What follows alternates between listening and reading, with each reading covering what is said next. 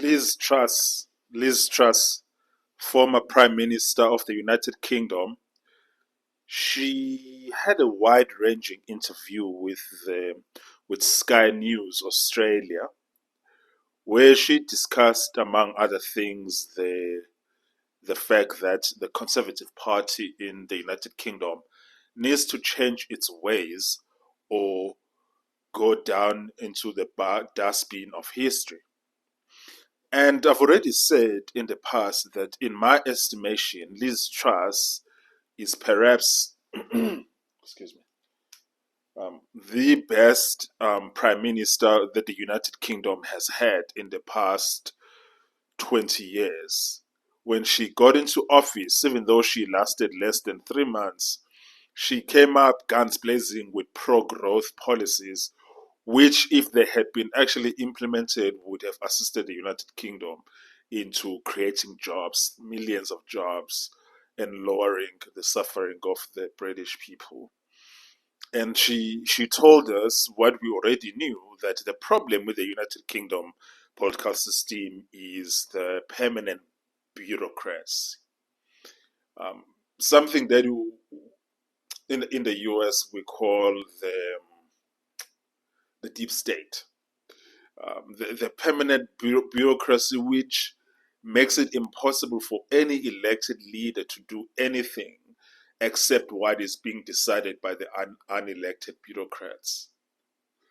So it doesn't matter which party is in power, the permanent bureaucracy gets what it wants, and the will of the people gets to be ignored.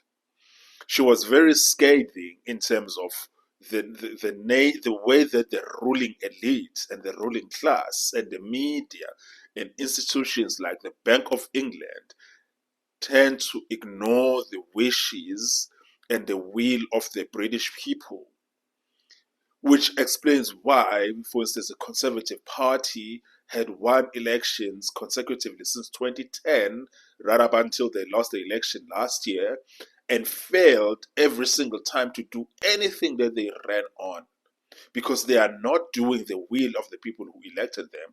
They are not doing they are not implementing the wishes of the people who elected them.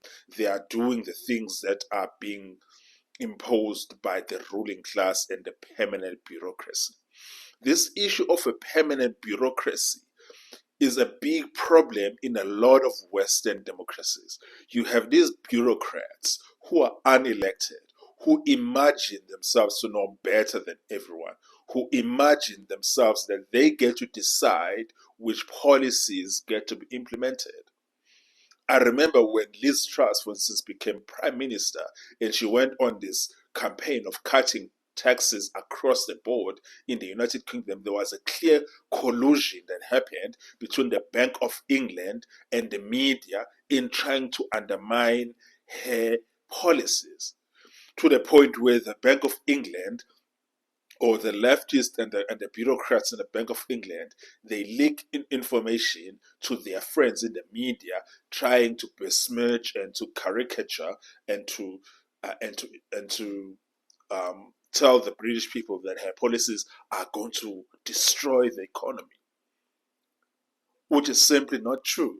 And what she needed at the time was, she needed conservatives in the British Parliament to back her up, at least back it up for at least a year to 2 years, and let's see what the policies will produce. And none of them backed her up. They crumbled into the pressure, and then her policies were reversed. This happens all the time in the United Kingdom, where you see that conservative governments and liberal governments in the United Kingdom are basically the same thing. This has actually resulted in the Conservative Party losing its power because it is refusing to implement the will of the people.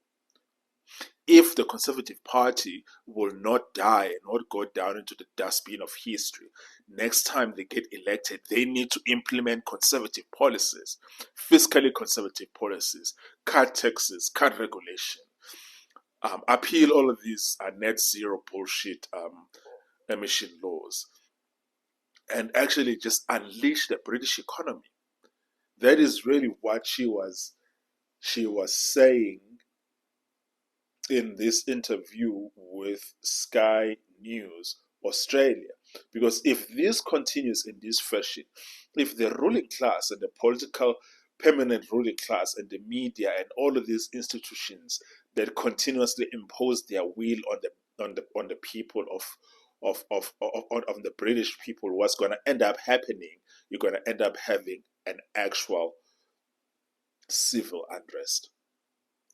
That is what's going to end up happening, because eventually people get sick and tired of having their wishes and their will being ignored.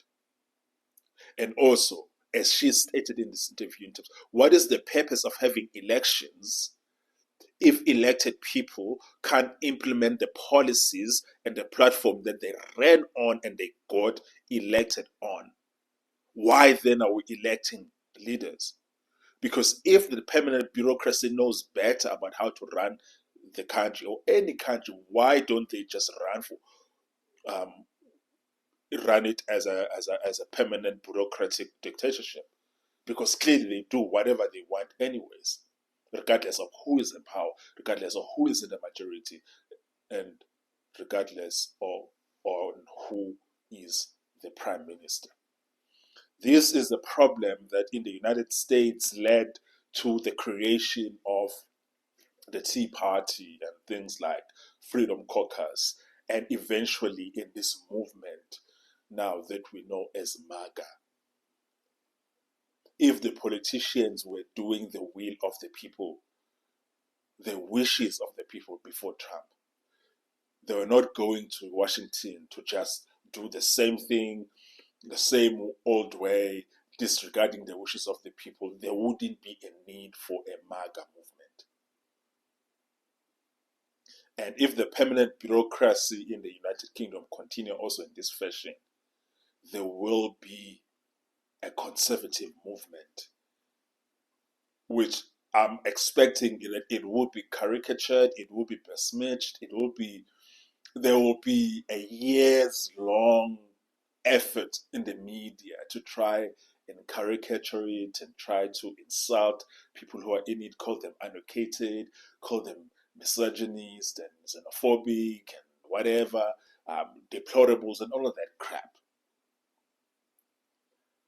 But I'm telling you, is that if as a politician you do not want to do the will of the people, then stop running for political office.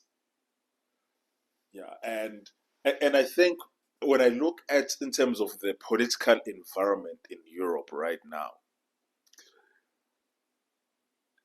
there's so much discontentment that is happening in the body politic that at any given moment these emotions are going to bubble over and there's going to be chaos. And when it comes to a party like the Conservative Party, the UK Conservative Party, if they don't shape up and start being actually conservatives, this party will die. They need to decide whether they want to be conservatives or they want to be accepted as acceptable conservatives by liberals. One of the things that have been holding European economies hostage are these climate alarmist policies. You cannot grow your economy while still adhering to these bullshit climate alarmist policies. You need to abandon all of that bullshit if any economy is going to grow. Because there is no economy that's going to grow without unleashing energy. Unleash natural gas, unleash coal, unleash oil. Just unleash, just let energy run loose. And the people who you are competing with, they are spending billions and hundreds of billions of dollars every year on energy investments. And there's not a single economy in the world that does well without unleashing its energy. That's one of the greatest strengths, for instance, on Trump policy, is his energy policies. That is one of the strengths of the Chinese economy. It's their energy policies. China would never be what it is without unleashing Chinese energy. And in areas where they don't have a certain energy resources that they need, they're importing a lot of energy. Because to grow the economy, to run the economy the way that they're running it, you need a thriving energy sector. And so really, I'm particularly disappointed with the UK Conservative Party. It is a mess. It is in shambles. It is, as I call it, conservative in name only. They need to listen to Liz Truss.